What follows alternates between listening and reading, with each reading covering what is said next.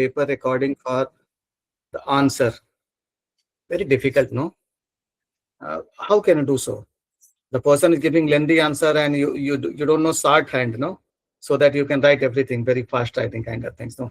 That actually defeat the also purpose of naturalistic inquiry. Because the moment the person is asking question and you are going to record, it will actually break the flow of natural information, no? Okay. Yes. During the data collection on sensitive topic like liquor, black market is restricted in restricted area, how should I proceed with stakeholder interviews and ensure personal security? Also, when government stakeholder ask for official permission, what should I do as a researcher? You should know the context, your context. Once you are going for collecting data from any kind of sensitive issues, you should know the context and also you should know the risk associated with collection of data. As a researcher, third person will never tell you what to do about it. There is no clear-cut guidelines. Only thing, you should go, you should visit, you try to find out people who can help you collecting the data. Maybe you can find out the power dynamics in those areas, who are the powerful people and who can help you out. So if you can take independently, if you're going to collect data, it will be very, very challenging. So identify few people, those who can help you in those areas, those you are aware about those concepts. That will be very, very helpful. Otherwise, just for the sake of, if you think that you are going to do a great job and it has a lot of risk, collecting data alone, you should avoid doing those. So better do field visit, identify who are the people who can help you out, give them some support, seek their support, and with the help of those people, it will be much better and in terms of safety and collection of data. Alone, if you are going, I'm sure that that will be risky, and I don't suggest, even literature doesn't suggest anyone to go alone in sensitive area unless you know the dynamics, unless you know the gravity of all those sensitivity in those areas. Okay. Okay.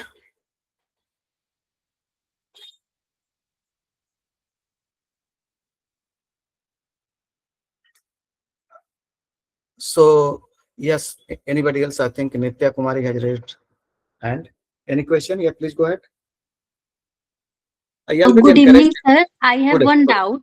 Yeah. As when I am doing in my research, I am doing both qualitative and quantitative research.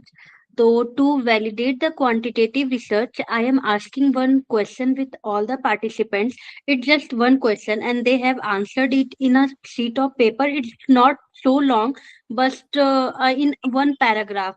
So, can I decode it in Atlas?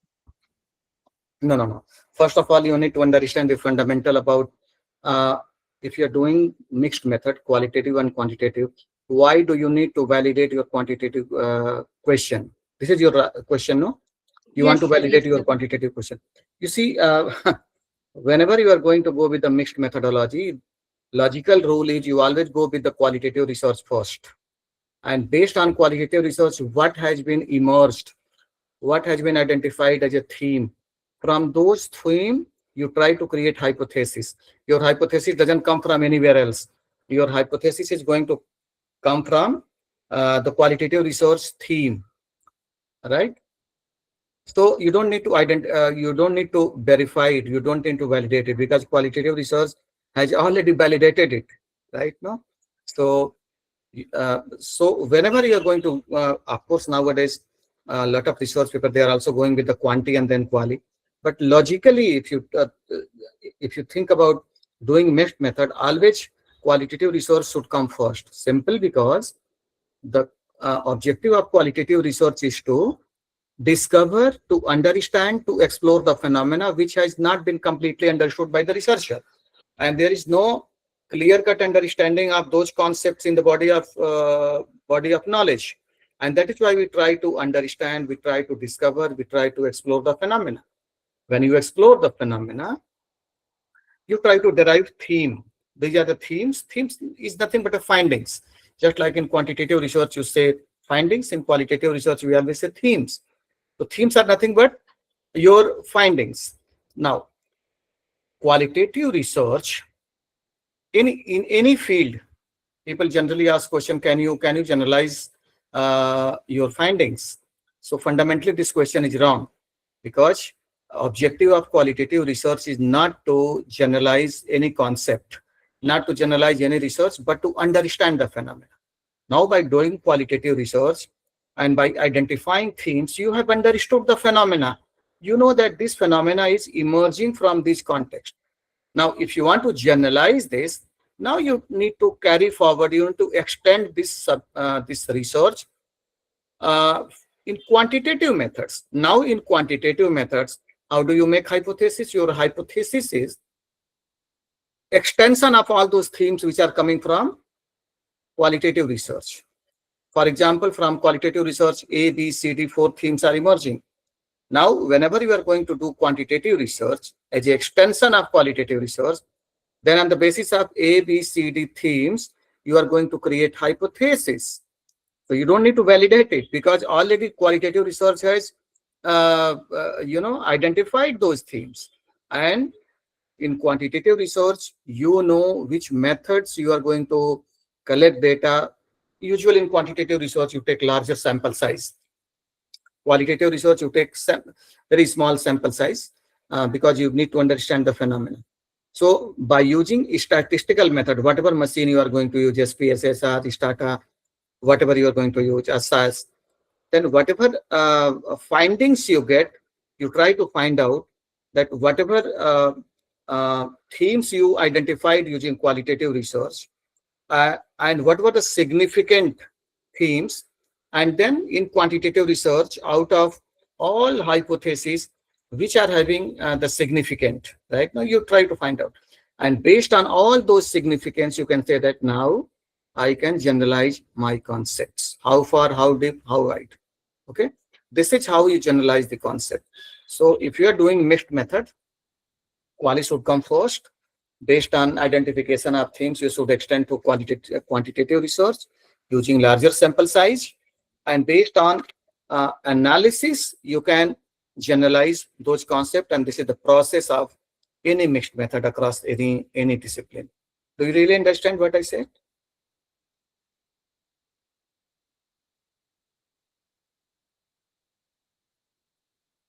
Or if you have any question, any researcher has any question, then I will explain it better. Okay. Actually, you should have asked question about what is the validation of qualitative research question, qualitative research data. Just like in previous session, I talked about trustworthy and trustworthy or something about Guba and Lincoln paper, right? No, credibility and validity in qualitative research. Guba and Lincoln. The paper was most cited paper, which was written in 1985.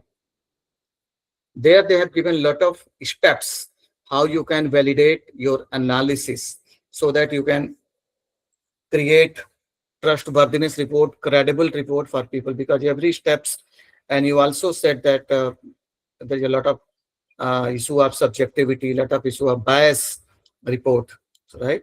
So there are ways to validate uh, methods in qualitative research. I assume that all those things have been covered, but if you need more explanation, I can explain it. But again, the time for ATLAS.ti will be less. So you suggest what should I do? Sir, Okay, I think first let's go to first ATLAS.ti, and for question we can keep last 10 minutes for the questions and great. Do that. Good. So meanwhile, two questions are coming, sir. Could you explain the sample size? Let me go up and I'll explain. So could you explain the sample size, quantitative versus qualitative of mixed method ones? Okay. Qualitative research sample size could be even one, right? One, and more than one could be quantitative research, because in qualitative research you go deeper. Quantitative research you go wider. Now, in qualitative research, it is not pre-decided how many respondents you are going to collect data. The data collection in qualitative research, in field-based research, is decided by uh, the type of responses emerging from respondents. What does it mean? It simply means that during your interview, if you tend to get repeated responses from your respondent, if you feel that I'm getting all repeated information, that is the point you stop your data collection. And that point is known as uh, saturation of data. The word is saturation of data. Simply mean that your data has been saturated. No more or no new information is emerging, and that is the researcher decide to stop data collection till the time whatever data you have collected that becomes your sample size. So it purely depends on the types of data emerging from the field. Maybe your data saturation can come after 20 interview, 15 interview, 25 interview, but usually 20-25 interview data saturation take place. This is how you decide qualitative research sample size. As far as quantitative research sample size is concerned, they have scientific formula based on something, how big your organization is, uh, where you are going to collect data, maybe depending on accessibility, feasibility, uh, you know, researcher decide to collect data, maybe 5% of total population, 1% of population. So it has mathematical formula, but in qualitative research, it is the only saturation point that decide when to stop collecting more data. I think this is clear to people. Then next question is qualitative generalizable as quantitative? No, absolutely no. No. Simple reason is the basic purpose of qualitative research is to understand the concept, simply because the concept has not been explained in the prior knowledge or prior body of knowledge. And that is why you need to understand. And that is why you explore, you discover the phenomena. So by doing qualitative research, you understand the phenomena, which is not clearly explained. You don't understand the issue. Okay. So generalizing the concept using qualitative research is out of question. That's a fundamentally wrong question. The nature of qualitative research is not to generalize, but to understand the concept. Whereas the nature of quantitative research is to generalize. Okay.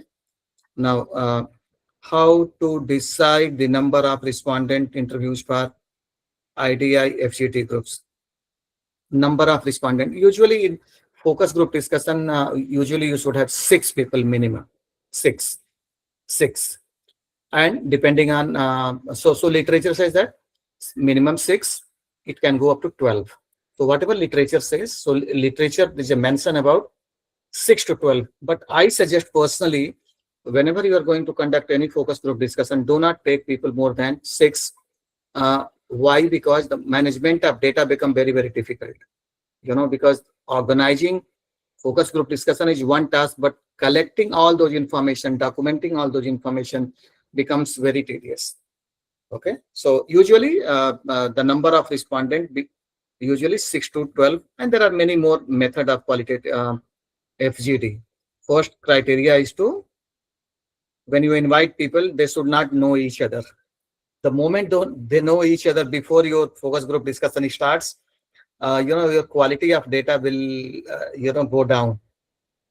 So that is why when you conduct qualitative, so when you ask question, I'm giving you a lot of golden rule. Whenever you are going to organize focus group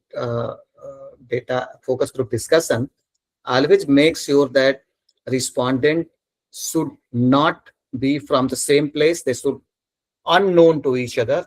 And when they visit the place of focus group discussion, usually not your natural place, it is somewhere outside the natural setting. Before your interview starts, focus group discussion starts, they should not discuss among themselves, because the moment they discuss themselves, people will come to know their identity, and they will be more likely to withhold information, and they will be giving all socially desirable answer, because a lot of power dynamics will take place. So it is your responsibility to make sure that their sitting arrangement is separate. Yes, after your focus group discussion is over, then they are free to discuss among themselves, exchange your card, everything. So always remember all these points in focus group discussion. Okay. How to decide the number of it's over now. Wonderful explanation. Okay. Then, guys, let us hold your question. Manisha, thank you. Okay. Now, what I'm going to do today session. Uh, Let me check how many of you have responded. So far, uh, uh, uh, let me check. Mhm.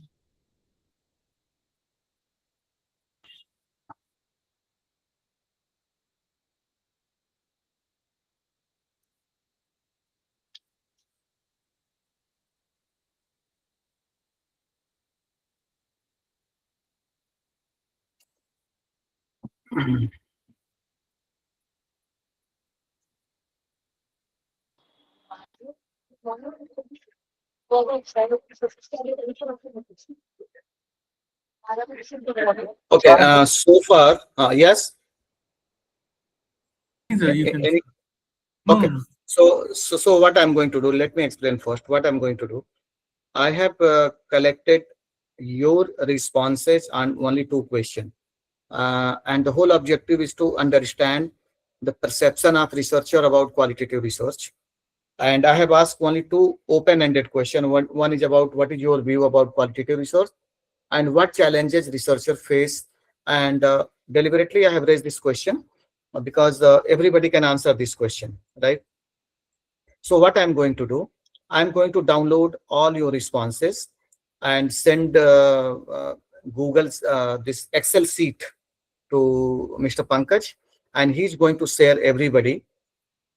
And your job is to download that Excel responses, save on your computer, desktop, anywhere in any folder, and then I will explain you the process of opening ATLAS.ti. And since this is survey, Google survey on open-ended question, so we are going to use the same data set for every analysis.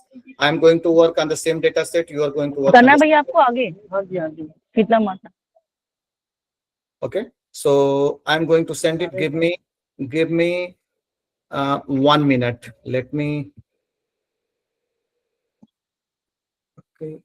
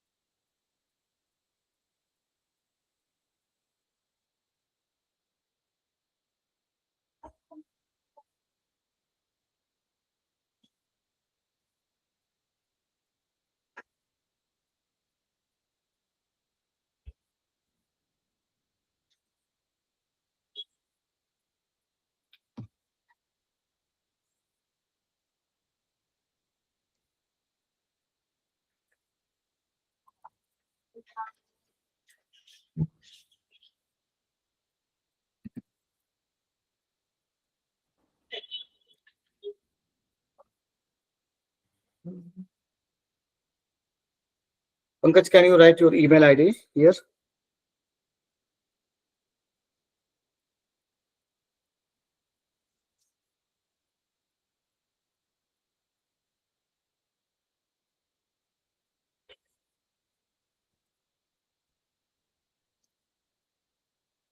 Can anyone write email ID here? Okay. Fine. So I'm sending to Pankaj, and it is Pankaj will send you everybody. Okay. Control.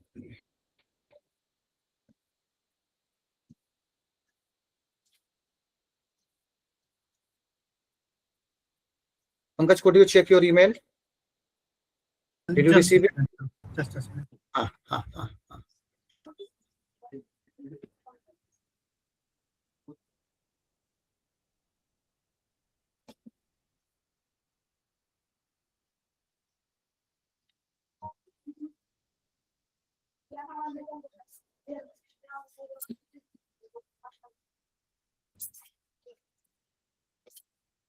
Yes, sir. Received it. So my request is to send it to everybody, uh, and everyone whosoever receives this data, you should download, put on your desktop or computer, save it in any one place, and then I'll proceed with ATLAS.ti. Once you do it, then let me know. Then we will discuss them.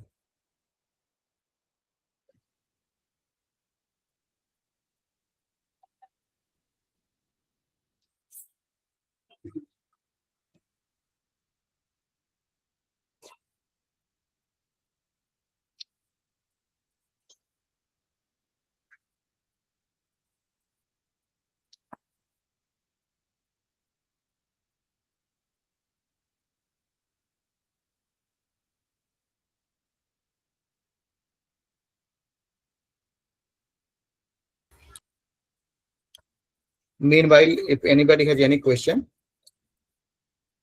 you can ask. Data has been shared in the group, so we can, sir, keep start. I mean, start working on it. So I repeat again to all participants, download Excel sheet and save it on your desktop or laptop, whatsoever you are working on. Okay. And once you save it, let me know. Then I will open ATLAS.ti and go with the analysis.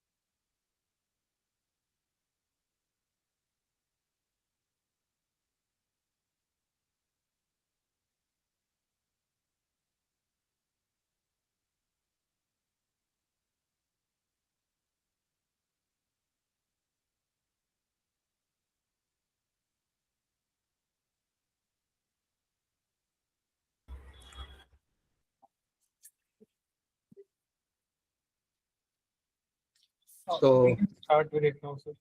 yeah, how many of you have downloaded the Excel sheet?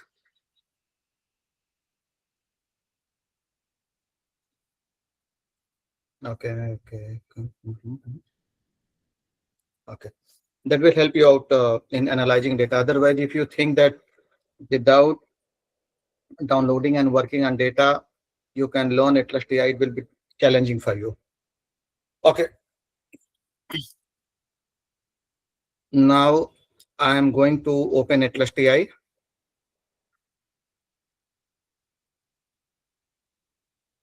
You also open your ATLAS.ti. Just follow instruction. You will enjoy this session. Whatever version you have ATLAS.ti, so I'm going to share screen. I'm going to share screen. So do you see ATLAS.ti screen? Mine?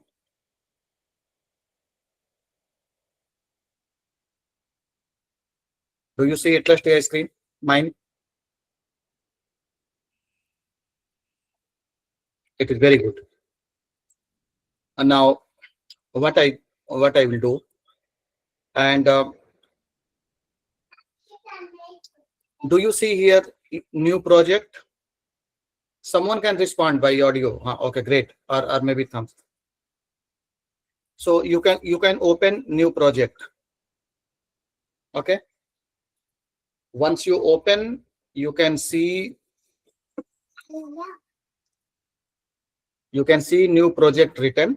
You just write the title, what I'm writing, perception of researcher about qualitative research. This is project name you should write. And once you write, just click on create. Sir, I think the screen is stuck. We can't see. My screen is not visible. It is visible. Yes, yes. Now it opened, sir. So you can write perception of researcher about qualitative research.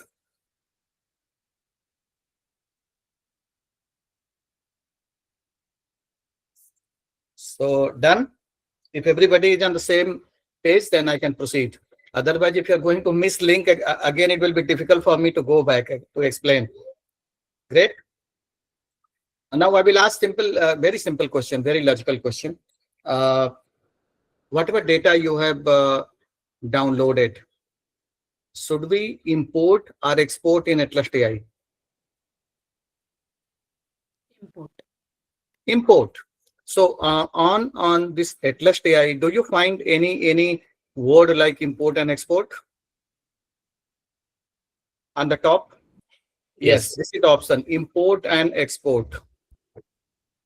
No. Don't go with the add document, because in add document you will add the transcripted document, which is in the Word file.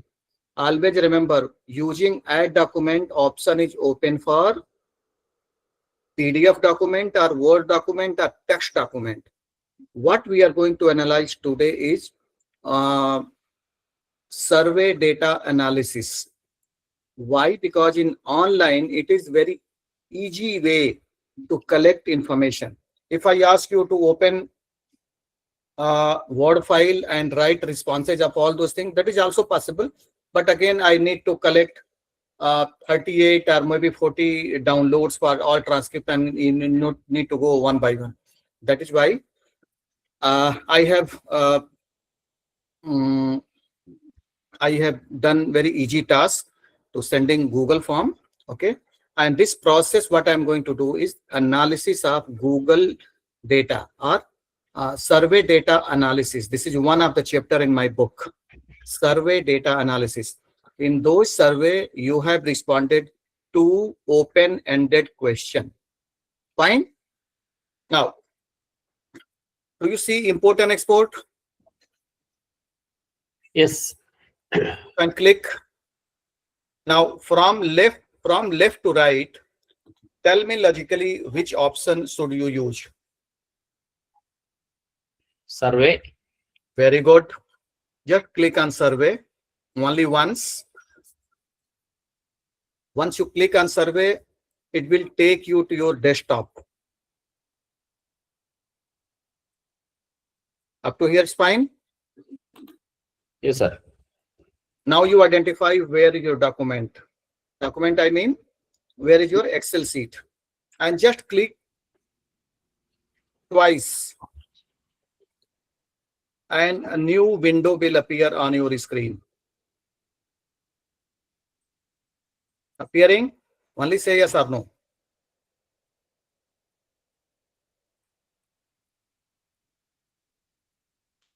Yes, sir. Very good. Now at the end, you will find in column type, everywhere you will find open-ended question, single option question. Okay. And left hand side, you will find A, B, C, D, E, F, G. Now, question to you, whether every data you need to import. For example, first word is timestamp. Do you need when data was collected?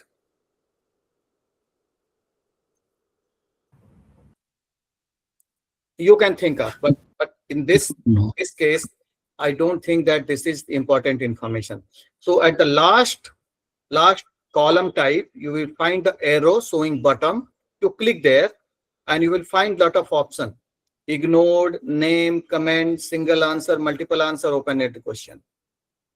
You just, and this process is known as inclusion and exclusion criteria. Many of you have heard this word. Which data need to be included, which data need to be excluded. So whatever data you don't need, you exclude it, and whatever data you need it, you include it. So time is time. I don't need. Please go ahead. So where to select for the arrows from the options? So do you find the survey import screen on your desktop?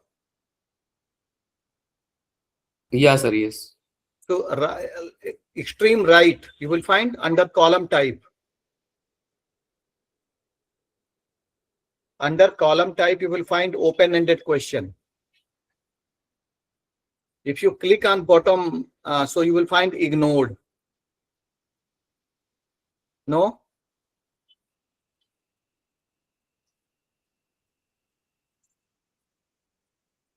Yes, sir. It's a second option. Yes, second option, just click on ignored. Then second question is gender. This is single answer question or multiple answer question? Single answer. Very good, single answer question. What type of researcher you are? Qualitative, quantitative, single answer question or multiple answer question? Single answer. Very good, because anyway you are going to give only one answer. That's a single answer. Your experience 1 to 3, it is also single answered question. What your discipline of research? Always click here multiple answer question, because in that option I have not given you option. You are free to write your answer. Is it okay? So I am going to receive multiple options. So you click on multiple answer question. Now, question number 1, question number 2. What should I select? Open-ended question at the bottom. Do you see at the bottom open-ended question?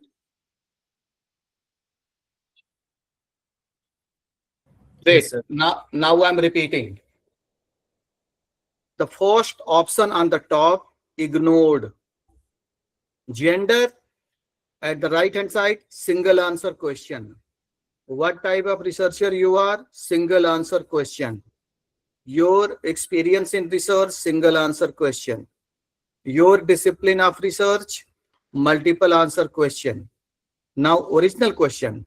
Question number 1, open-ended question. Question number 2, open-ended question. This selection have you made? Great. So everybody Yes, sir. made this selection. Once you have made this selection, simply click on the word import. Click. Yes, please go ahead, Dr. Ravikant. Please ask question. If you have raised your hand, you can ask question.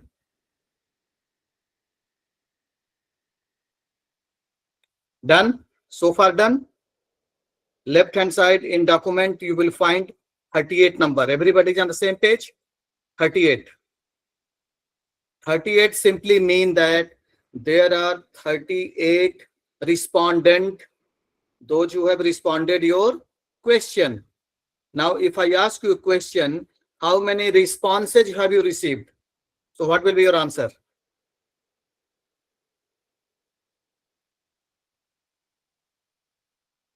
Understand my question? No, no. 38 responded. 38 respondent have given responses. But I am asking how many responses have you received?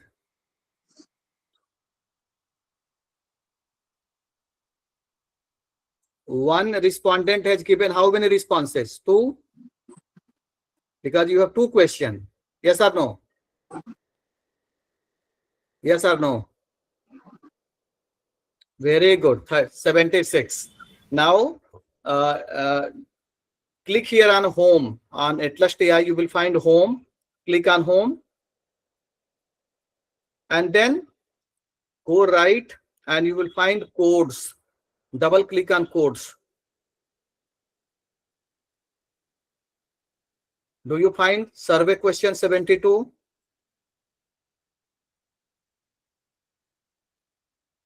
Sir, we can't see if you are. Yes.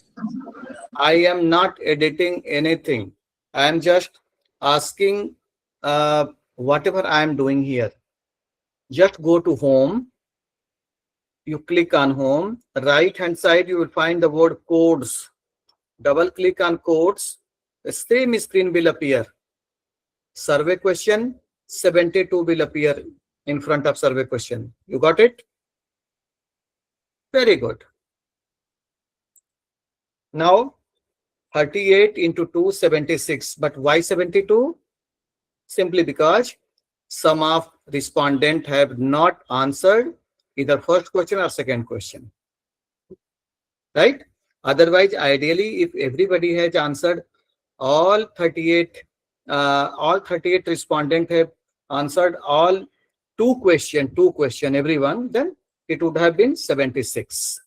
Okay. Now just click on left hand side survey question, left hand arrow.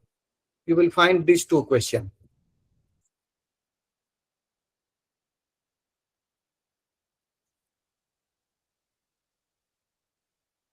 Do you see 36, 36? That means there are some two blank document. I'll show you where it is.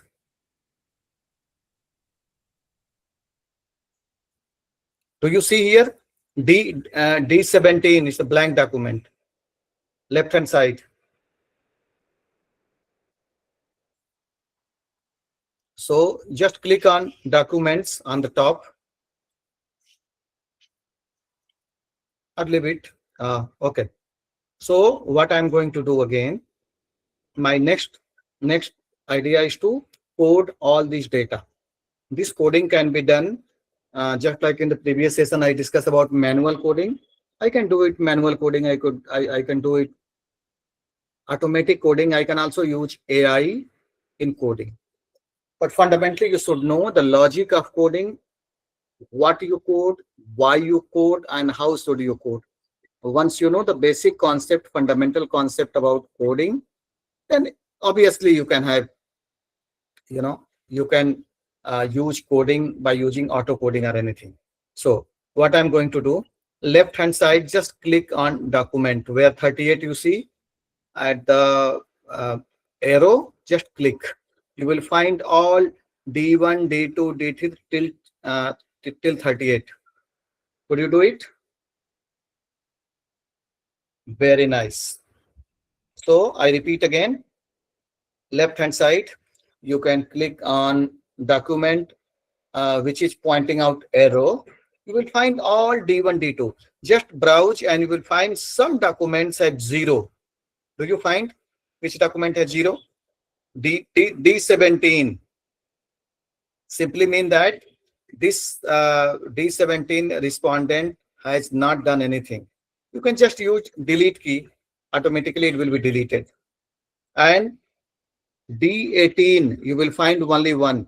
That means this respondent has given answer to only one question. Go down, just checking your data. Everything is fine. Okay. Okay. Now, you just click on D1. Double click on D1. Automatically, the window will be like this. D1. Go to D1 and just open it.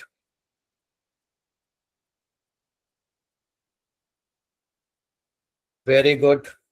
Now, automatically, this question, all these responses have been identified as a quotation. They have not been coded. They have been identified as a quotation. Now, if you right hand side, if you find this vertical color, green type color, you just click on it. Automatically, the entire response is highlighted. Could you do it? Very good. Now, your job is to first you understand what you mean by coding. Uh, Previous session, I discussed about whether each and every information is important for coding, and everybody were on the same track that no, whatever information is relevant, we should, they are important. So I repeat it again. Those who missed, this is also repetition of the previous session, that always read responses using the lens of research question. Broader sense, research objective, research question, and then interview question. So in your mind, broadly, you know that what you are seeking for, what you are studying for, what you want to extract. So obviously, the objective of this project is to understand the perception of, always keep in mind what is the objective of your research. So you know that the objective of this research is to understand the perception of researcher about qualitative research. And we have asked only two questions. The first question is, how do researcher view qualitative research? So right hand side, you just click on vertical line, colored line, you just click once. So all responses is highlighted. Now the answer is qualitative help in understanding the nitty gritty of legal process as well as the stakeholder active in process. Now from this response, you need to find out what respondent is expressing. Now I want to involve you, and I'll explain you how should I write the code name. Because in literature, even if you read Gianni Saldana book of coding manual for qualitative researcher, you will find a lot of typology of coding, different types of coding. But again, if you try to find out how to conceptualize the code name, uh, in literature, there is no very clear-cut guidelines. So I'm going to give you a very clear-cut idea about how to think about what could be the good code. Just like the previous session, I talked about between good boy and bad boy, which is the better code. Simply, you said that bad boy is the good code. Why? Because bad is showing the attributes of boy. And some of you mentioned about, you mean adjective. And then say, I said that yes. Simply mean that anywhere you write adjective or meaningful word, while reading the code, anybody can identify. So even though in last class I gave you two concepts of C, always remember in your mind.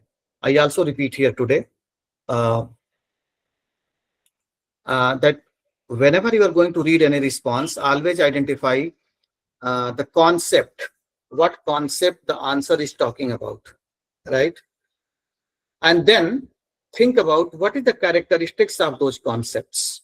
For example, here, if I read it, my question is about how people perceive it, how people view the qualitative research. Now the respondent is saying qualitative helps in understanding the nitty gritty of legal processes as well as stakeholder active in the process. The main concept is understanding the nitty gritty, right? Understanding is the concept, and nitty gritty is you are going down. Okay, so I'll simply right click on the vertical line, and you will find the word like apply codes. Just right click on the vertical line, and you will find a small flag, and a lot of words are written. And at the bottom, you will find some word like apply codes. Can you identify? Can you see that? Great. You click on it, and I will simply say that and write understanding nitty gritty.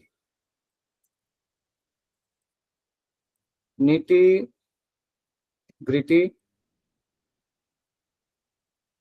And I'm sure that because the responses is coming from the researcher who is in legal studies, because he is more concerned about So he has given the context. Okay.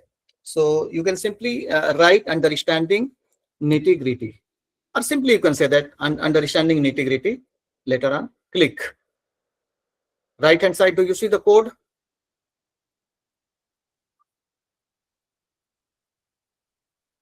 Could you write it? Understanding nitty gritty. Very good. Now I'm quickly going to question number 2. What challenges do researchers face in qualitative research?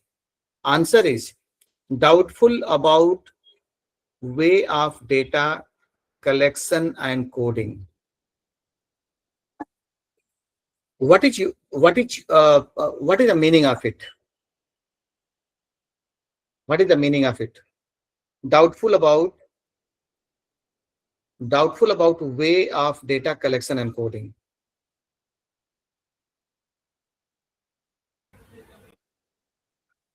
If you are not able to paraphrase or derive any keyword, just right click, and I'll just simply write again apply code. Uh,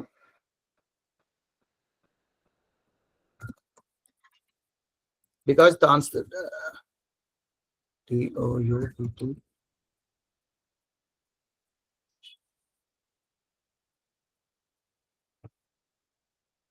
I'm writing because what I'm going confusion about data collection and coding, because this is what coming right hand side. You will find out this code. Confusion about data collection and coding. You can also write doubt in data collection and physics.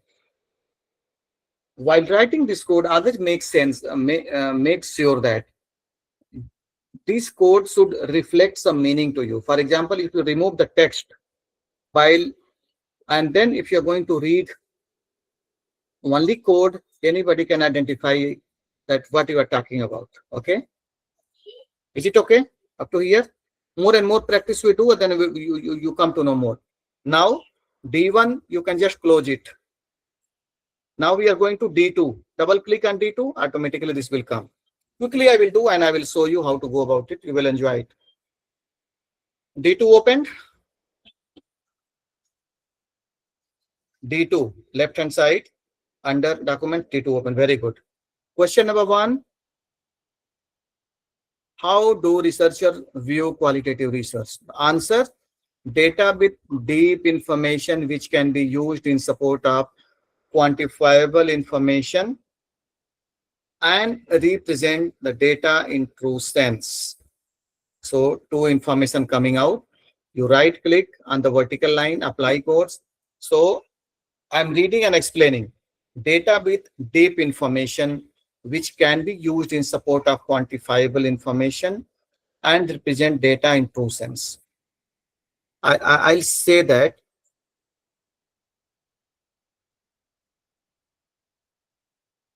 deep, wait.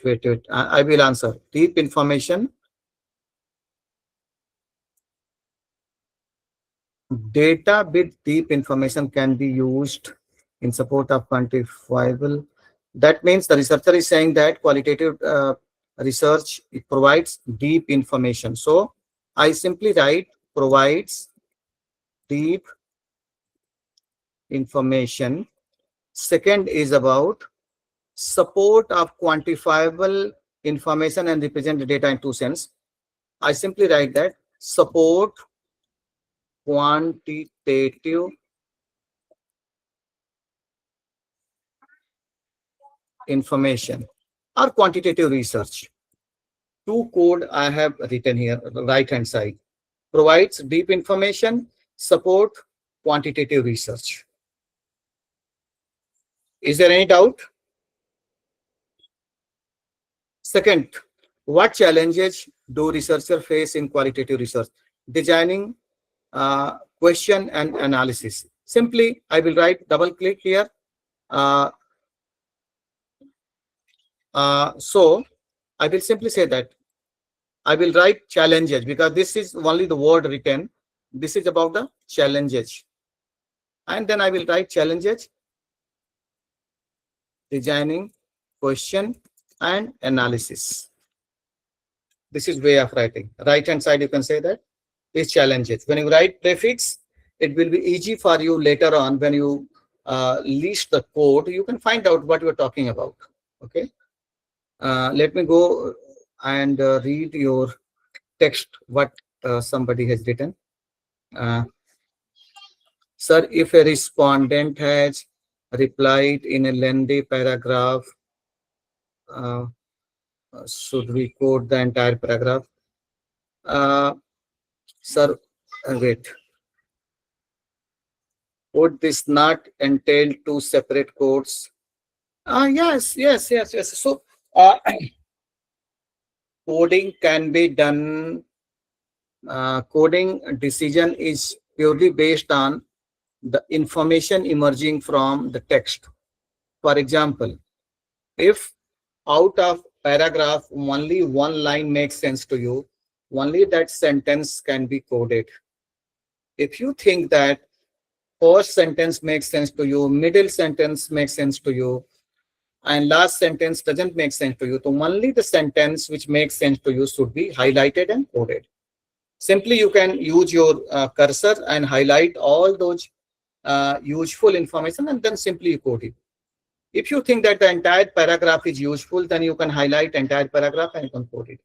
There is no rule that every time you have to highlight entire paragraph and should code it. Within the response, you need to identify relevant information and you should code it. Can this coding be done through AI option suggested to? Yes, I'll show you, but I'm not in a hurry because the moment I'm going to show you AI coding, and I will also show you what is the difference and a lot of misconception people have about AI coding.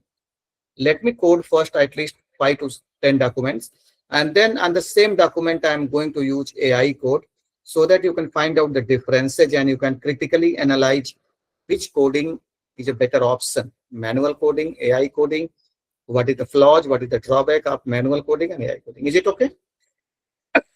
Sorry. Great.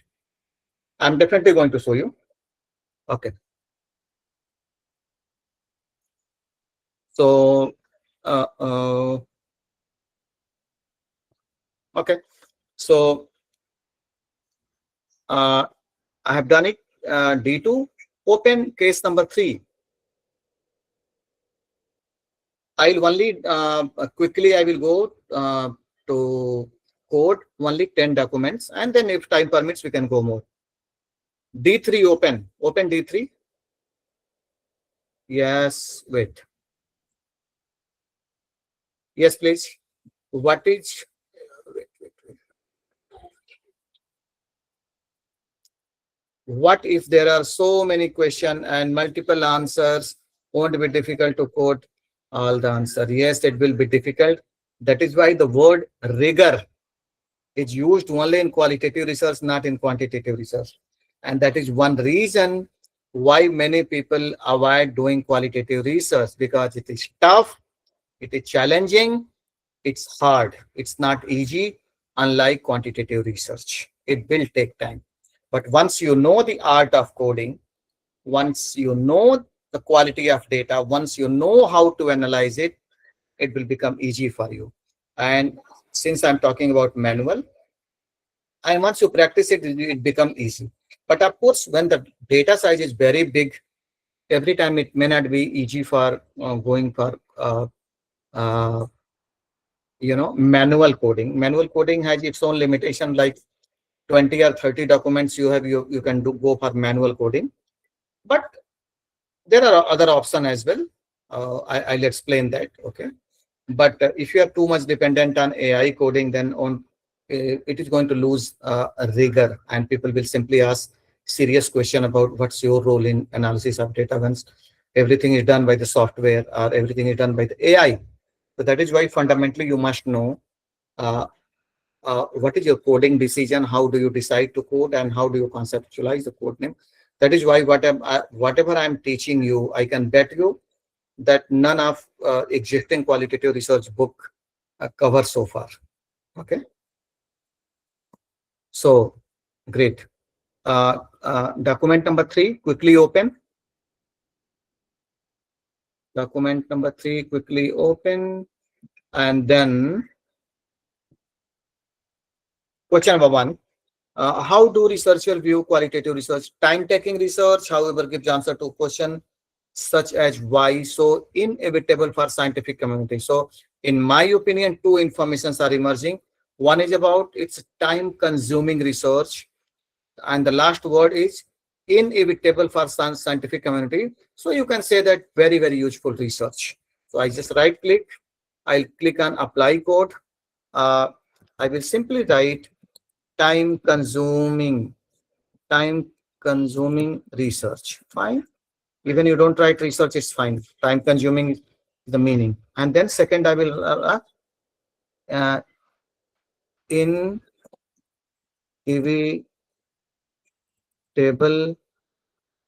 research. Simply, that means inevitable means it's talking about very, very valuable research. So if I'm writing inevitable research, you can write in your own word that very valuable research. So there is no thumb rule for qualitative research. There are only guidelines. As long as you know the concept, you can create your own code. Now I'm going to second one.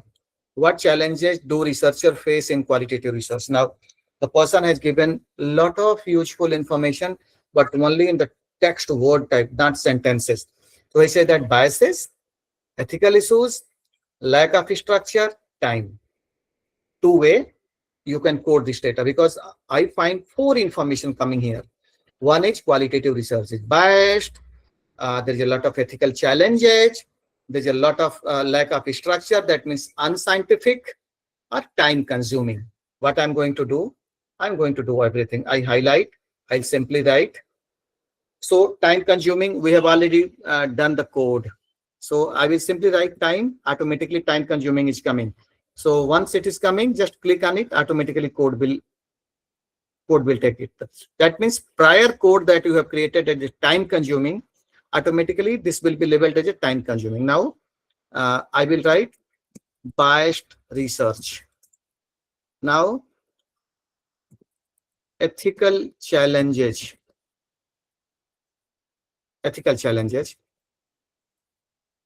I'll also say lack of structure means simply say that on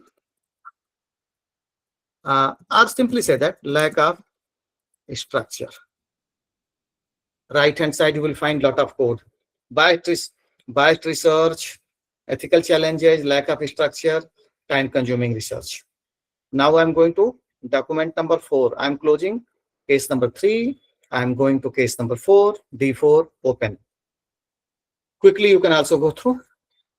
How do researchers view qualitative research? Answer is to explore the perception of the themes and its narratives among population and relation among them. Now question to you. Do you find this answer relatable or relevant, useful or not useful? Go ahead. D4, document number 4, question number 1. Do you find post answer relevant or irrelevant, useful, not useful? So it does not seem useful. It's not saying much about qualitative research. Very good, Ritika. Anybody else?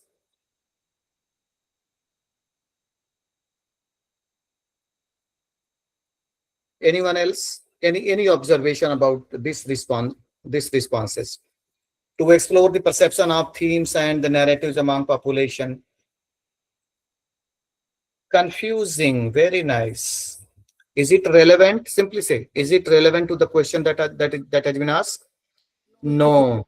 So guideline number 1. Guideline number 1.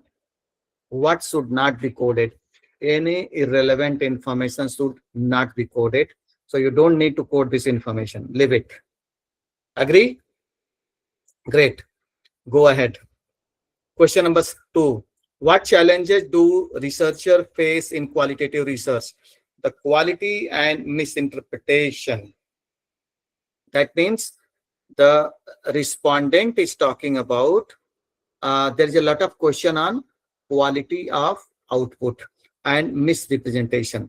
So I can write one word like credibility issue, or I can also say that not credible research. Similarly, you can think in your own way, but what I feel the meaning of it is, I'll write not credible research. I have just written right hand side. Is it fine? Great. Now I'm going to document number 5, opened, 4 closed. Question number 1, how do researchers view qualitative research? Answer is, researchers view qualitative data with contempt, stating the basic reason that it cannot be generalized or rationalized. However, with time, the perception is changing. So from the entire discussion, entire response, what is the meaning? What meaning is emerging from it? Can you explain? Cannot be generalized. Very good. Very good. I will say that unable to generalize. Very nice. Simple, or unable to rationalize. Very good. I'm going to second because nothing else is coming out of it. Because the last line, however, with the time perception is changing, doesn't make much sense. What changing? Positive, negative, I don't know. Next question. What challenges do researchers face in qualitative research? Foremost, difficulty is funding for research. Second, it is difficult to code and analysis. We have already done one code for difficulty in coding and analysis. So right click, first identify uh, analysis, something. Challenges. Do you see here? Automatically the word is coming. Challenges, designing question and analysis. You click it, automatically it is coded. First, funding challenges, simply I will write. Okay. Right hand side automatically comes funding challenges.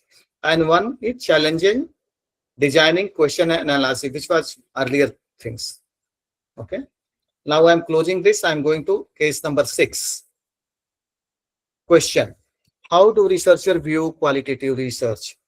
As not backed by the weight of numbers, so maybe slightly frivolous and less authoritative when compared to quantitative or mixed method. Simply say that it's a relatively weak research or less authoritative, right? So simply I will say that less authentic, less authentic uh, than quantity research. Simple. I have written this. Okay. Or you can also add this mixed method. Question number 2. What challenges do researchers face in qualitative research? Displaying your research as important, even though its finding may not be generalized. So, reporting of data or displaying your research, or maybe reporting challenges. Simple. Okay. I've just written reporting challenges. Okay. That means there is a challenges for reporting your data or displaying your data. I'm opening the 7. How do researchers view qualitative research as difficult subject? So I simply say that difficult. Simply say that. Apply code. Uh,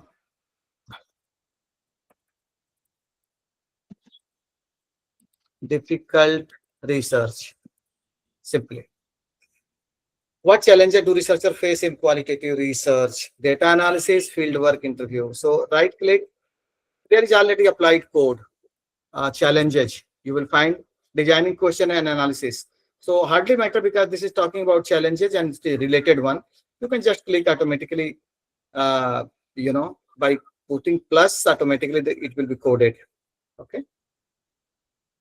Now I will close it. I'm going to case number 8. How do researchers view qualitative research? I think they take it very easy, but actually it is not. Simply say that it is a hard research, right? Difficult research. Difficult research, simply. Second question, what challenges do researchers face in quality? I think they face methodological issues. Simply write methodological challenges. Methodological challenges, simply. Is it okay so far? Case number 8 done. Now I'm opening the case number 9. So case number 9, I have the respondent has given only answer. What challenges do researchers face in qualitative? Access to people they want to interview, barriers to entry. Okay, accessible to respondent challenges. Simple. Accessibility to respondent challenges. Simple. That means very difficult to access to challenge. Okay. I close 9. I go back to last one, D, D10. How do researchers view qualitative research? It deals with various qualities like perspective, understanding, and does not include numerics. I find only one information, non-numerical research. Simple. Right click, apply code, non-numerical research. Yeah. Second question, what challenges do researchers face in qualitative research? Difficulty in converting data gathered in interview, that is codifying it properly, followed by analysis. Coding and analysis challenges. Simple thing. I can write coding and analysis challenges. Done. So I stop here. Coding part. I will show you the next part. What next after coding? So that is why I have done only the 10 documents for coding. Any questions so far?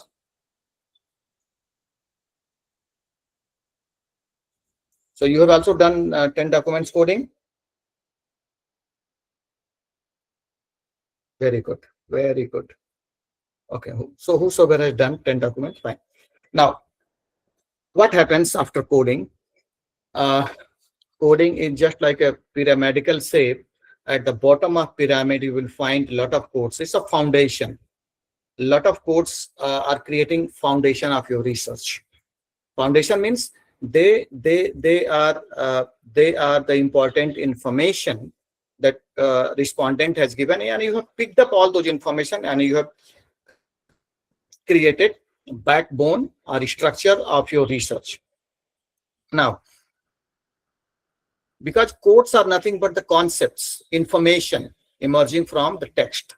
Now, from those code, you will find a lot of similarity, right? Since the data, we have coded only 10 interviews or 10 respondents.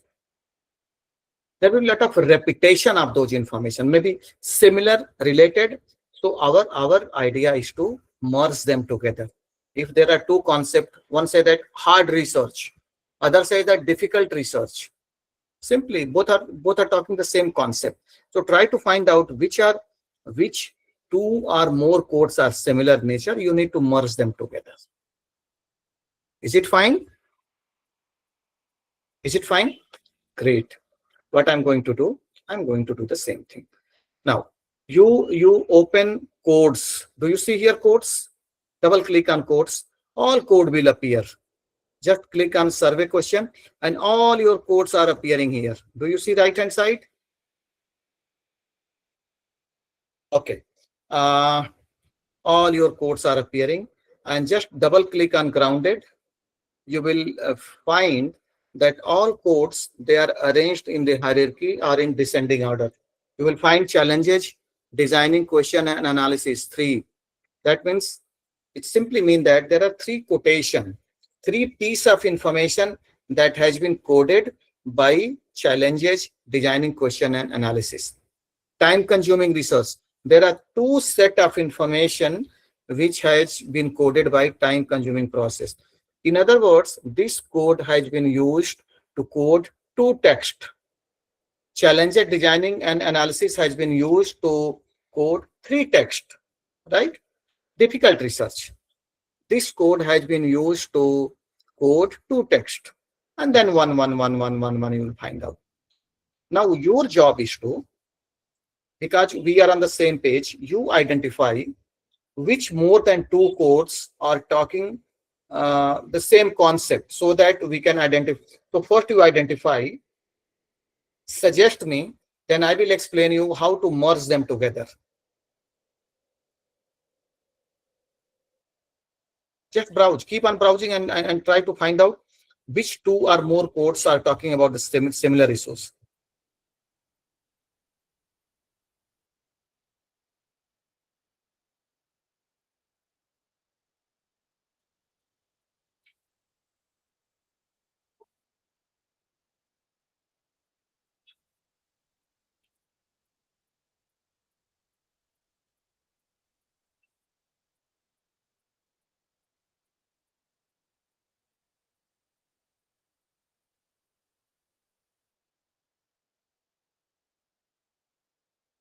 Now I will explain you. Sir, not credible and less authentic. Very good. Serene, very nice observation. Not credible and okay. So not credible and less authentic. Which one? Can you write it again?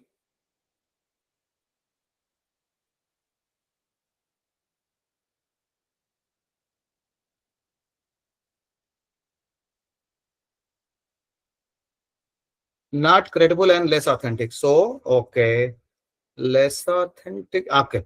So these two codes, there are two ways what to do. Either you can drag and drop. So when you drag and drop in another code, where you drop difficult with data collection issue and non-accessibility. Wait. So what I'm going to do, not credible report is dragging and driving into less authentic than quantitative research. Okay. And then I merge the code remains same. Now you can see two. Now who next? Somebody has else written something else. Can you rewrite again one by one? So we have merged less authentic with not credible research. Somebody else has written something. Can you text again? Yes.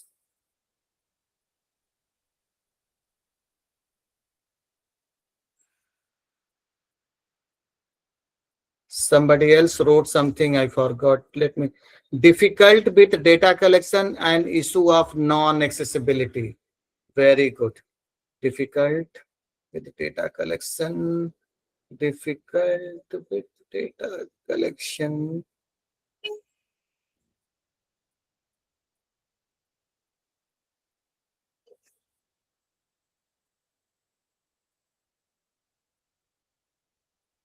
Confusion about the data collection and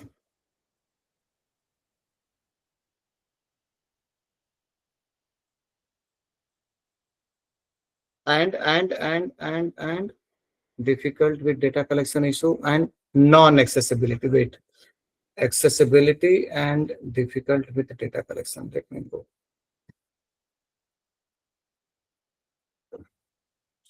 Okay, I'm dragging it and putting to accessibility and I merged it. Okay, very good. What else? What else? What else? What else?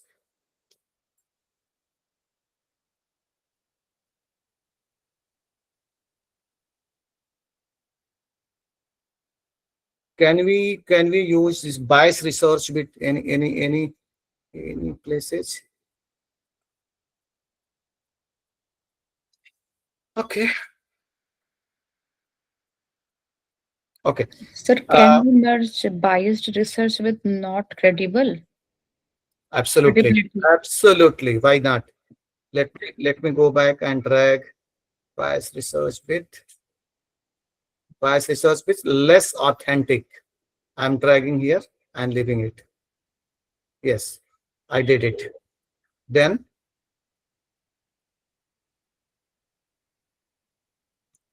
can we club this inevitable research and provide deep information? Is it the same, similar? Do you agree? Because both are talking about the importance of qualitative research. Yes or no? Inevitable and provide deep information. What I'm going to do, I am dragging inevitable to provide deep information and merge. Okay.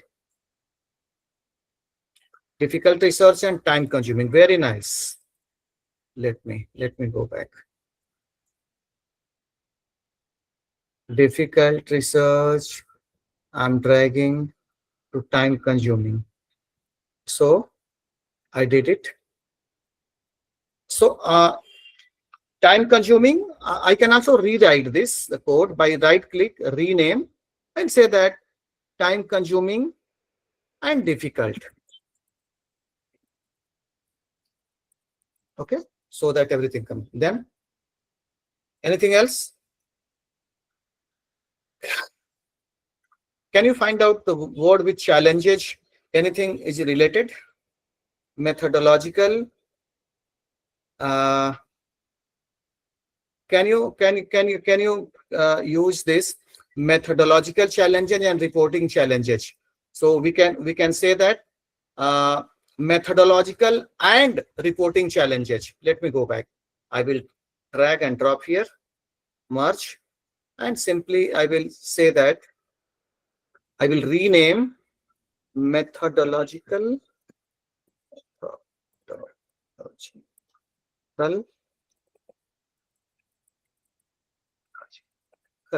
and reporting challenges. Funding challenges and reporting challenges. Why not? Okay. I will go back to I did it. Anything else?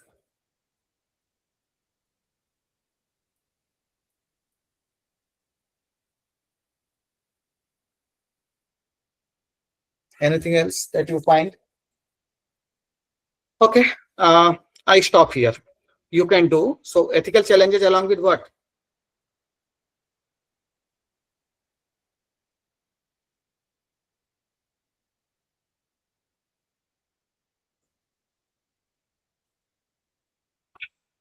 I think ethical challenges can be merged with less authentic. What do you think?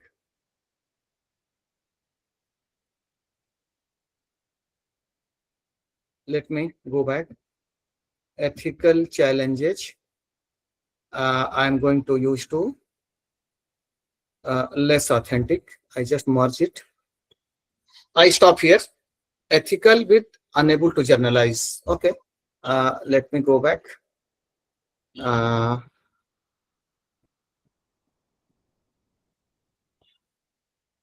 Ethical and unable to generalize. I did it.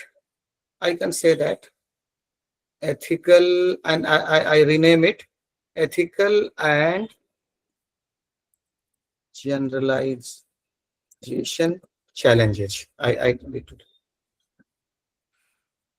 Understanding nitty-gritty and unable to generalize. Yeah, yes, I did it. So I stop here because I have given you the option.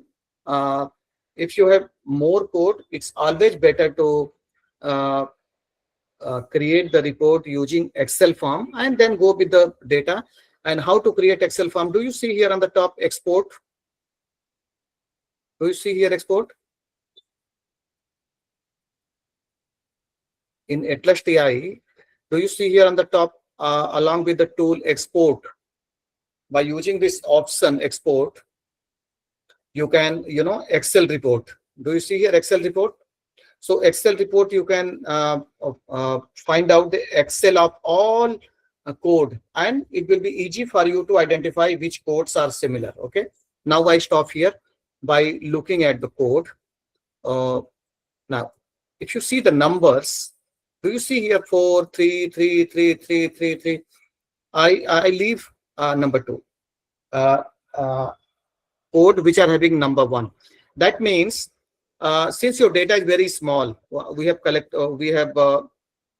done analysis of only 4 uh, respondents.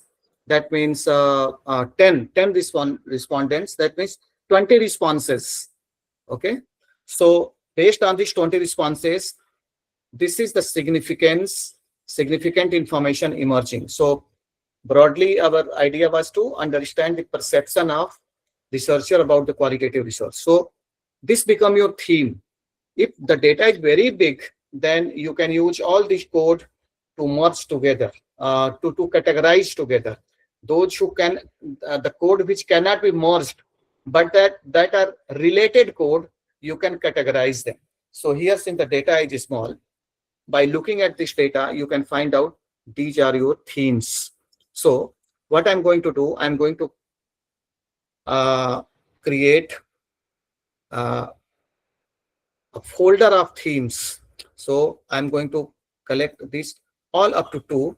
I'll simply right click, and if you find out new folder from selection, I will simply write folder from selection. I will see that emerging themes. Do you see here emerging themes are automatically coming on the top. So all the codes which are having more than 2 grounded, that means which has been used to identify more than 2 text, they are significant. So if I click here, all things are emerging. So what is the first most significant theme? Sir, could you repeat the previous step? Very good. I just undo it. Okay. So uh, your uh, uh, your screen exactly look like this, like time consuming and difficult research 4 grounded, less authentic and quantitative research 3. Great. What you do by using this arrow key, you identify control key and arrow key, you select all this, all code till 2. Okay, done. You select the way I have selected all these codes. Done up to here. Great. Now right click. After right click from the top, you will find the word like new folder from selection. What do you see it? New folder from selection. Would you? You could simply write yes or thumb. New folder from selection. Yes or no? Yes or no? Yes, very good. Then click on new folder from selection. Simply write emerging themes and click yes. Automatically the folder will come. Could do it? Yes or no?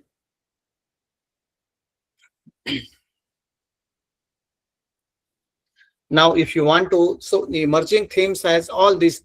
So if you can go to report, if you open report, automatically everything is reported here. Do you see here all your text documents? Emerging themes. Can you see all report that you have highlighted?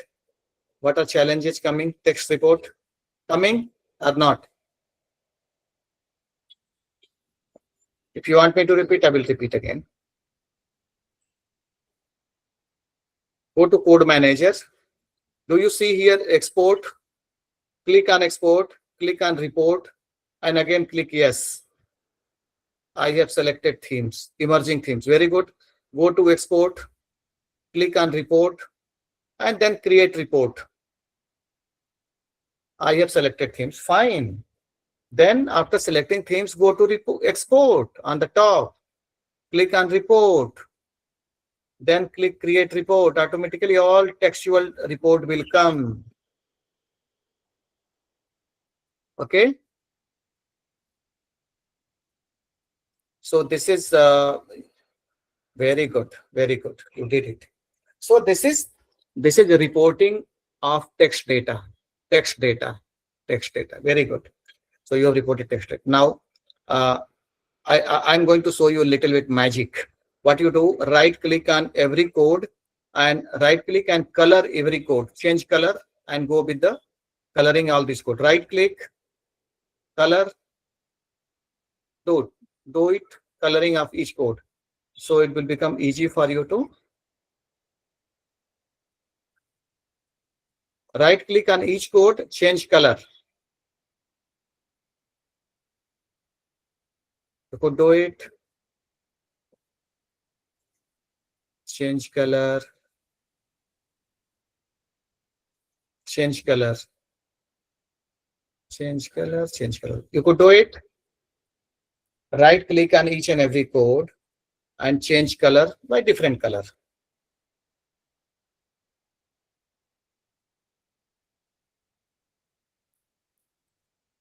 You could do it. You could do it or not. You could do it or not. Tell me. Very nice. Now, what you are going to do, you just simply select all these code except emerging themes. Select all these code till to select all this code. Right click, show in network on the top. Show in network. Do you find like this?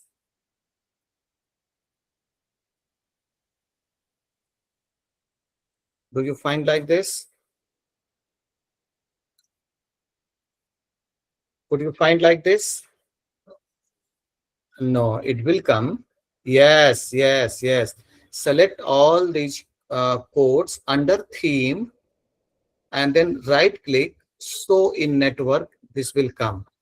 And then what you do, click on any code which is appearing in this diagram. Click on any code, right click.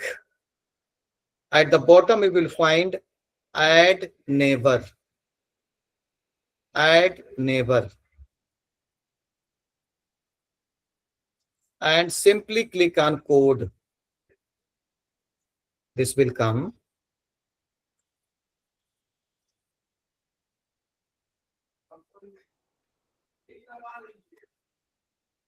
Would you do it? Then go to layout and go to left and right. Like this, it will come. Go to view, show groundedness, numbers will come. If you want to lay out like anything circular, it will come like this. If you want to go right to left, like this, it will come. Would you do it?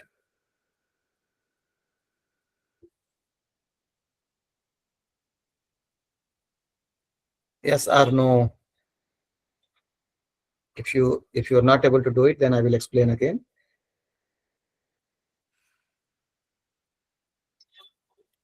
If you find difficulty, what you do, I explain it again.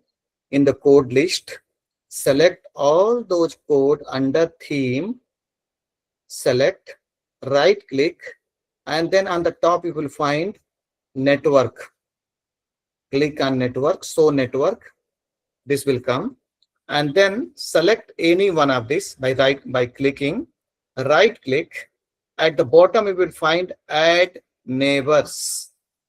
Add neighbors, you would go and select codes. Select code, automatically this will come.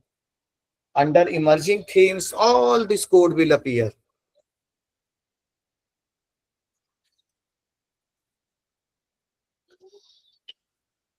You could do it. I'll finding difficulty. Okay. Let me go back. Let me go back. I'll explain it again. Open like this. Open your code manager. Now are we on the same page? Say yes or no. Then I will explain. Yes, great. Now all this code by using control key and you select all these code which you have colored till which has grounded to. Up to here it's fine. Up to here it's fine. Great. Then right click. You did right click. On the top, do you see show in network? Say yes or no. Very nice. Click on show in network. Would you see like this? Say yes or no. Would you see like this? Very nice. Click on any one of them. Any one of them, just click. And then right click. First click, then right click. At the bottom, you will find the word add neighbors. Could you do it? Add neighbors. Could you identify? Add neighbors. Very good. Add neighbors. And then go to code. Click on code. Could you do it?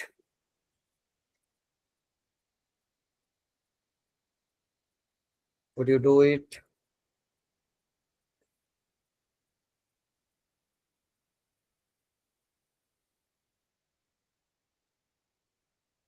I hope done.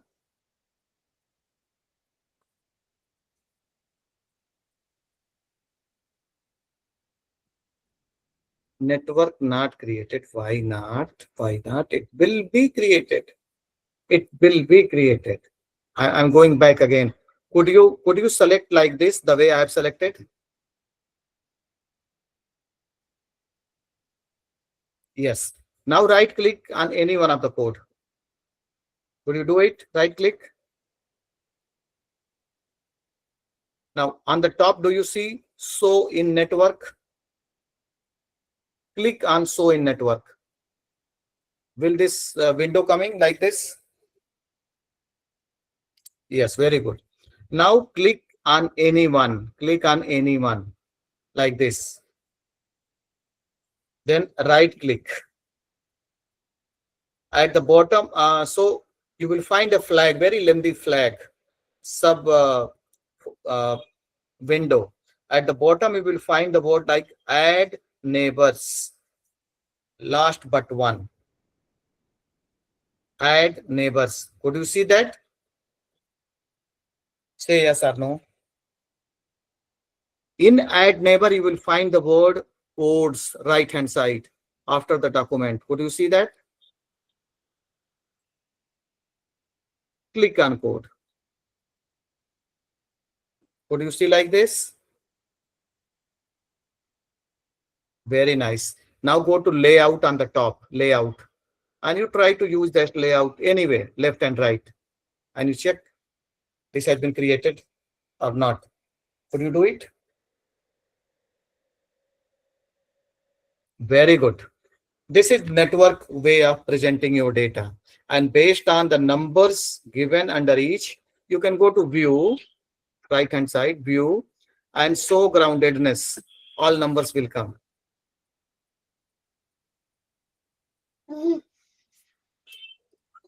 Now it will take more time. So what I'm going to show you. So these are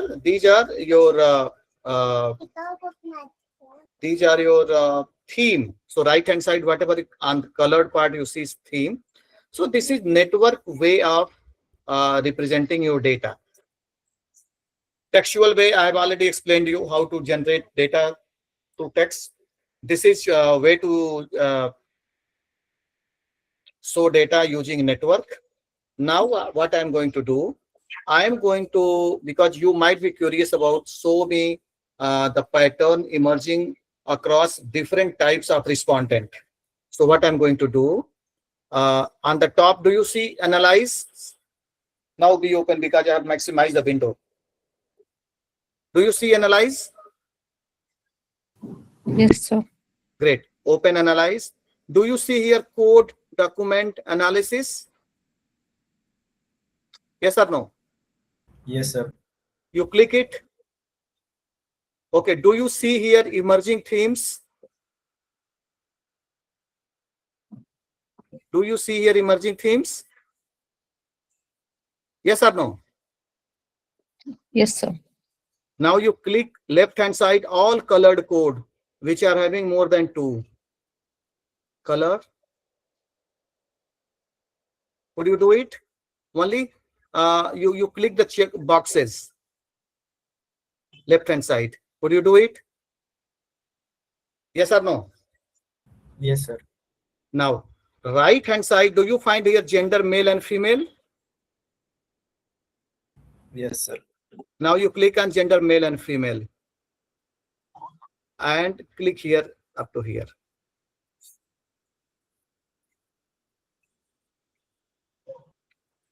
Could you see this? Is it coming like this? Yes, sir. Great. Now, the bigger question here is, in total you will find, do you see on the top how many male have responded and how many female have responded? Do you see here 23 female and how many male? 44. 14. 14. So could you say that this data is comparable?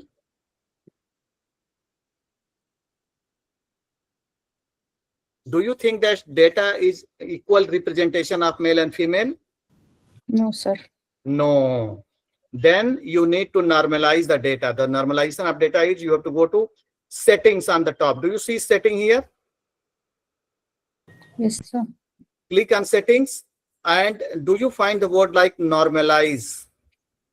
Do you Yes, find? If you normalize, there will be equal number here at the bottom. Can you see that? Yes, sir. Yes, sir. Now, that means now data is, now again you go back to setting and you go to click on row relation frequencies. Can you see that? Yes, sir. You click on this. Now this data is there for presentation on any forum, national, international, anywhere. Would you see the lot of percentage here? Yes, sir. Now, you must know how to present this data. Now, left hand side, I am going to show you. First of all, you tell me which is the most significant theme. Looking at the number appearing on the left hand side, which is the most significant theme? Not critical. No, at the bottom you see 4. Okay. Time consuming and difficult research, right? Yes or no? Yes, sir. Yes. Because this number shows the significant left hand side.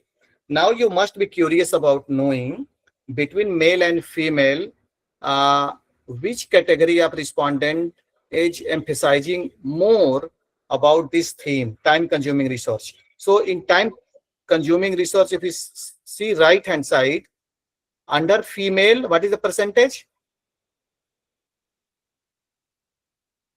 What is the percentage here? 30%. And under male, 70%. 70. That means this is not about the representation of male and female. This is about the representation of information. That means 70% of weightage of information coming from male and 30% information weightage is coming from female. In other words, time consuming and difficult research, the more information or more significant information is coming from which category? It's Male. Male. This is how you should interpret it. Do you understand? Yes, sir. This is the pattern of data. For example, ethical and generalization challenges. Information is only coming from female category. No information is coming from male respondent. Exactly in the same way, less authentic than quantitative research. Who is giving this respondent? Only female. Nothing is coming from male category. Now, in this sense, provide deep information. If you want to know about which category of respondent is talking about qualitative research, provide much deeper information. Then male respondent is more emphasizing about deeper information than female. Does it make sense to you? This is how you can represent this data, present your data. Now, if you want to visualize this data in visualization form, there is a concept. Do you see on the top Sankey diagram? Do you see here Sankey diagram? Yes, sir. You Yes, just sir. click on Sankey diagram and you will find the music and magic. This is the data visualization. Right hand side male and female, and left hand side all themes. How to represent this data? It's all about the thickness. More, the thickness of information talks about the flow of information. So by looking at the thickness, you can find out which is the most significant theme. The most significant theme is time consuming and difficult. And this is the flow of information which is shared between male and female. That means more and more information is coming from male about time consuming than female, right? Similarly here, challenges, designing and questioning. More information is coming from male compared to female. This is how you can make visualization. If you want to change it, you can go to rotate and you can just show the rotation. Does it make some sense to you?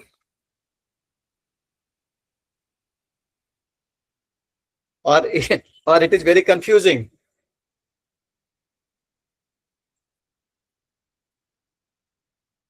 People are So actually, it's very interesting.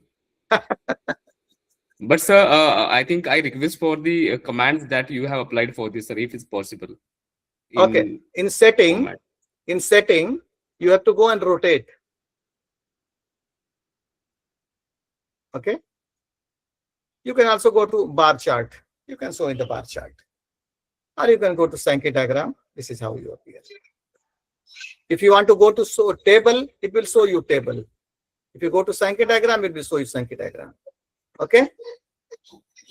So while presenting this data, you can use this chart as well, this the table as well, and also Sankey diagram, and you can explain it accordingly.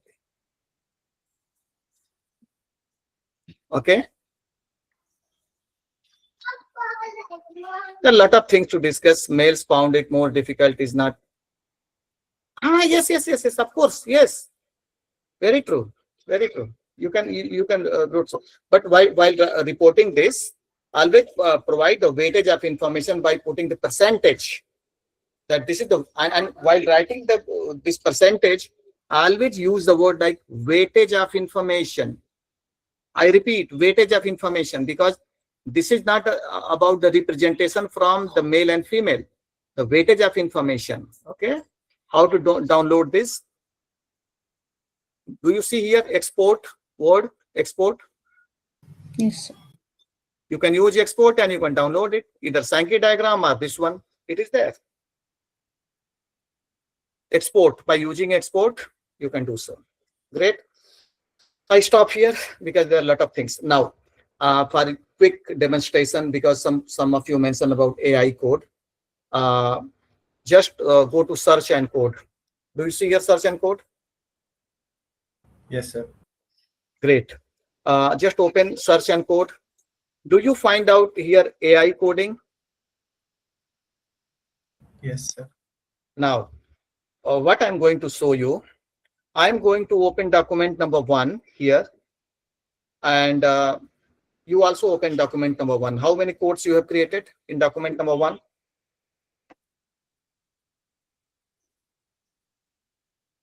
How many codes you have created in total? 1 or 2? 2. Very nice. On same document, I'm going to show you that how AI-driven mechanism create code, and what is the difference between the way we have created code and the way AI is going to create a code. Now, I'm again going to search and code, AI coding, and I'm going to select only document number 1, and I'll say command start coding. You can also do in your own data set, your own ATLAS.ti. Now start coding. AI is working.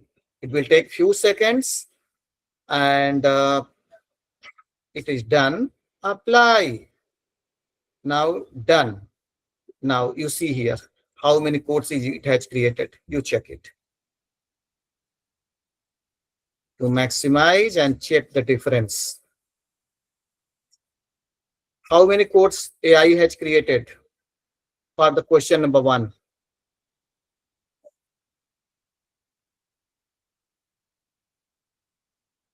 Have you done it?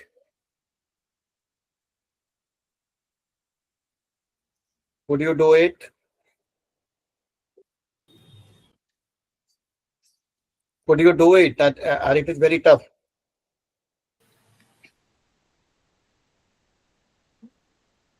You could not do it? So please repeat it. Okay, okay. Go to search and code.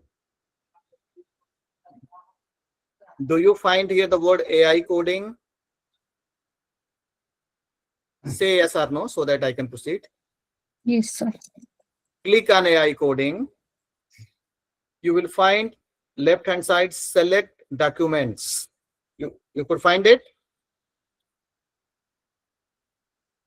Yes or no? Yes, sir. You only select D1. You select only D1, and at the bottom you will find start coding. Then after few seconds it will just keep on moving, and then it will ask apply code, and then it will show done. Click on done, and then you can check in document number 1. Sir, it's showing Done? 6 codes. Very nice. Now you compare your code with AI driven code. The first question, you have done ethical and generalization challenges. What AI has given for the same data set, how many code it has created? Coding challenges, understanding stakeholder, research insight, legal process insight, research insight, quantitative research. By looking at the 3 codes, do you really understand what does it mean?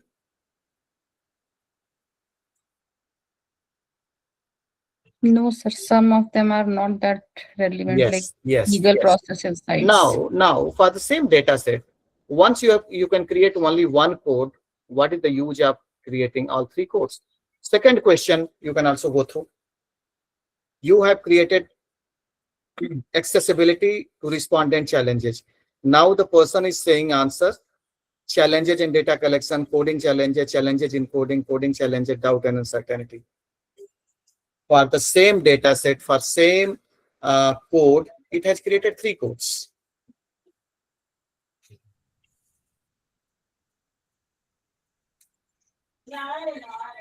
Sir, actually, there is a problem with it, with Yeah. the screen. The problem is that we are only viewing your screen, the first window. When new window is popping up, we are not able to say because of the screen sharing issue. So if admin could view the whole screen, the Yeah. whatever you are doing, so that will be visible because whenever new windows pop up, it doesn't see. So that's True. why it's lacking. So we So, are not able to see the new pop-up window.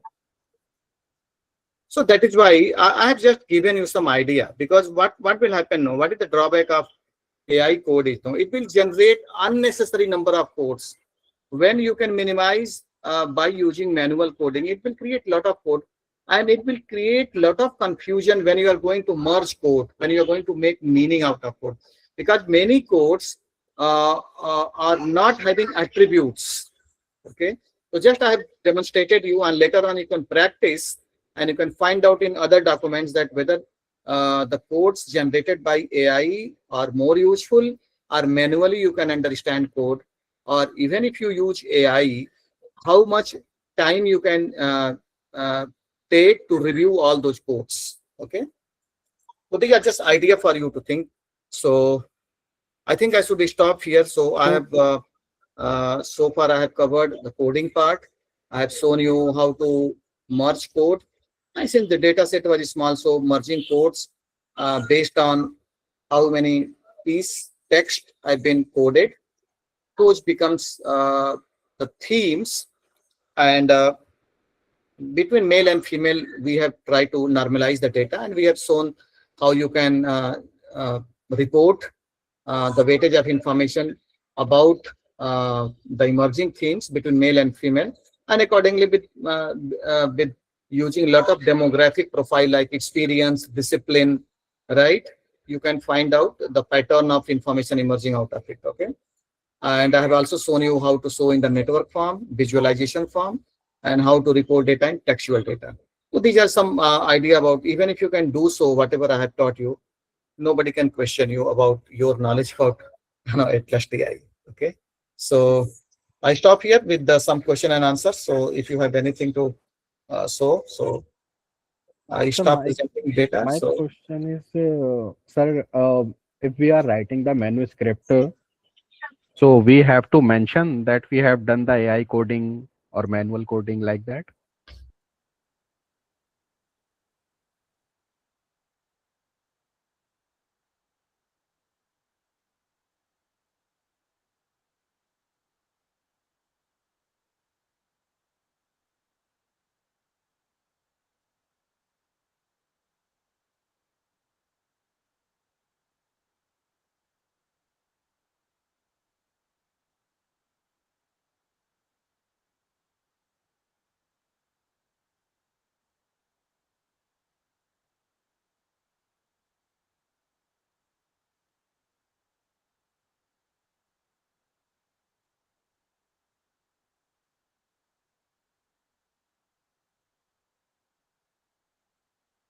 Sir, we are not able to hear you actually.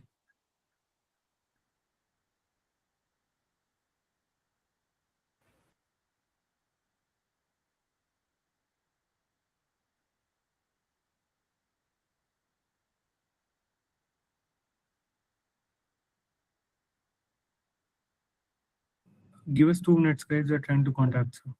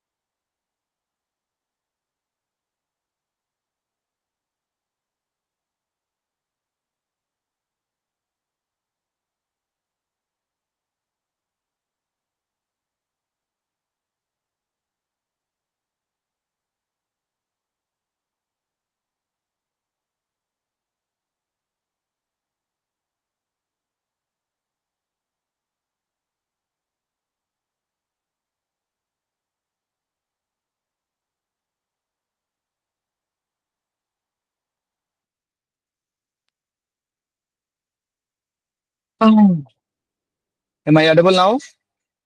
Yes, sir. Actually, somehow it was disconnected. Yes. So, uh, yes. Any questions so far?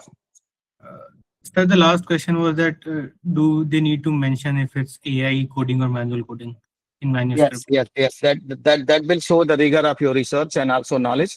So even uh, if you say that, if you claim that I have done AI coding in ATLAS.ti, so I'll always show that there is your review part. That even though I have done AI coding, I have reviewed the code, and whatever irrelevant codes have been generated by AI, I have removed all those codes. So verification is important. In other words, human intervention in any coding is very much important. So always write, do not write your research in a way that it shows that your involvement is missing. So always show your involvement, even though you have done your AI part in any kind of software. Okay.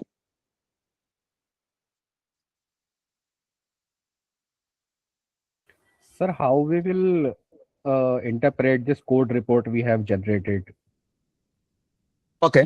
So interpretation is based on those numbers. So grounded, you find four. So you say that there are four quotation because when you generate a text report, those all verbatim have been shown there. So you say that, for example, if you say that the research is very difficult and unscientific. So when you are going to report, generate report, along with all verbatim will appear. So say that these are the statement coming from respondent, and then you based on that you can make your interpretation. People say that the data is difficult, it is uncredible, it is unscientific, and all those sentences should come from the verbatim of the people, and then you can position yourself as an interpretation of all those things. Okay. So this report contains the interpretation and the verbatim both. Yes, yes. Okay. Interpretation Okay. of whatever you have coded and whatever appearing on the grounded part, whatever in the text report is appearing. For example, if it is appearing that it is not credible report, so whatever quotation you have highlighted, whatever quotation is coming along with not credible report, you should say that what people have said, and this is my interpretation based on what people have said. Okay. So how we will identify which one is interpretation and which one is verbatim? Verbatim is automatically being generated. No, in ATLAS.ti you have seen, no, when you have click on themes and generated report, I have shown you know how text report is emerging. Yes, sir.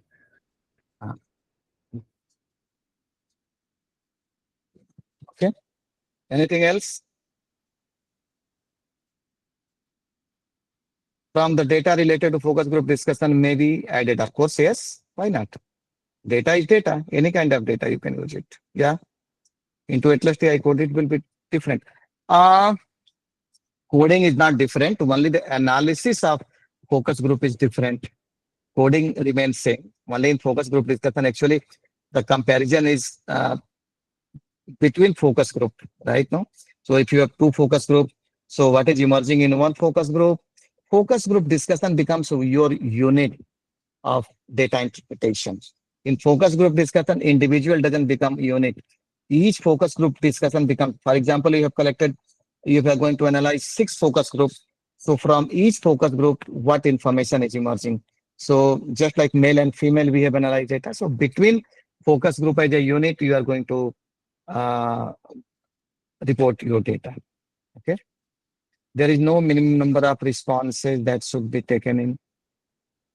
No minimum number of responses. No, just I mentioned no. Uh, Depending on your research objective and depending on your saturation of data, that when your repeated information start coming, you should stop collecting data, and that will be the credible and valid interpretation that why you collected only 20 people's interview or 30 people interview. This is how saturation of data, you can read it again. It is purely based on saturation of data. Okay.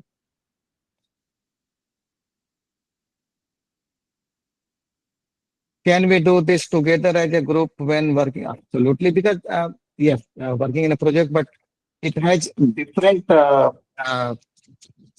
mechanism because it has different chapters. Because when you have group project, part of the group project is given to researcher A, part of the group project researcher B, researcher C, and then you set the coding guidelines. Accordingly, they have to follow instructions. They have to complete coding. And they have to export data to you, and you are going to merge all this project, and you are going to go with the intercoder reliability. Based on intercoder reliability, then you can interpret your data. It's not simple. It is bit challenging and tough.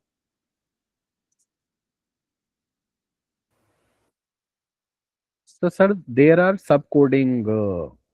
If we do it manually, so there are subcodes. We do not have to create the subcodes in that in Atlas TI. No, subcode automatically becomes when your data is very big. For example, we have created 20 codes. For example, if your data is 70 or 80 or 100. So when you are going to merge your data, then from all these codes that we have created, you are going to categorize those codes. When you are going to create, uh, categorize those codes, within those broader category, automatically there will be subcodes. So there will be 3 layers, like, theme, code category and then code, right? It purely depends on the size of coding, since our coding size was very less. Otherwise, we could have again done the code category, and then we have, by using the code category, we should have identified the theme. And once you do that, automatically things will come. Code, subcode, supercode will come. Okay. But even though whatever I have explained to you, even if you do so, that is enough. You know, even for PhD research or even a research paper presentation, conference presentation, that's nice. Unless you have very big data knowledge. Sir, one more question. Sorry about that. My other question is that when we do it manually, so then we have to define the codes, that which codes we are taking into this consideration, that standardize our coding. So What do you mean that by standardize? standardization means like if I have defined a code like for communication. So someone said that the researcher has a speaking problem, the researcher cannot hear. I am putting those two things into the communication code. Correct. I got it. So whatever we have done the coding part, just like after merging the code, in those code, you identify the similar code and you can create the code category that become the standardization, right? No.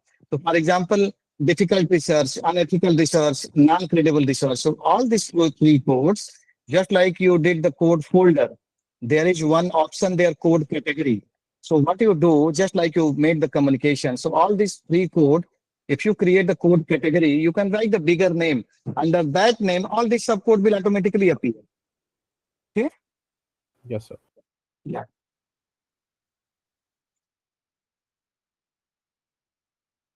Anything else? I think this will this will keep on going. So I think many of uh, you have raised a lot of valuable question. So Pankaj, are you there? Yes, sir. I guess we can end today's session. If anyone has any other question, they can uh, text us or mail us, and we'll let sir know and help to reach you back with your doubts. So, uh, as we all know, this is the last lecture by sir today. So we would like to express our heartfelt gratitude and sincere thanks to Professor Ajay Kumar Gupta as his final lecture concludes today. Your invaluable guidance, inspiring insights, and mentorship have left a lasting impact on all of us. I hope that with insights from you, all the participants would be able to do better in their respective fields and move forward. We would always be thankful and looking forward to your guidance furthermore. I also like to thank all the participants for today's workshop and being such a patient group, even if we faced few issues today. So I guess it's an wrap to today's lecture. Thank you, guys. Thank you very much, organizer. Thank you all participants for listening to my discussion, and by asking very valuable question. I also learned a lot of ideas from your input, your question, because I know that you belong to diversified areas. So from different discipline, I could also got a lot of ideas about qualitative resource, data collection and challenges you might face, reporting, analyzing, coding. Okay. So it was really wonderful discussion from my side. So I thoroughly enjoyed the entire discussion. We look forward to meet you again sometimes in future on some forum. Thank you very much. Thank you again, sir. The session ends here. Everyone can leave the meet. So thank you. Thank you all. Thank you very much.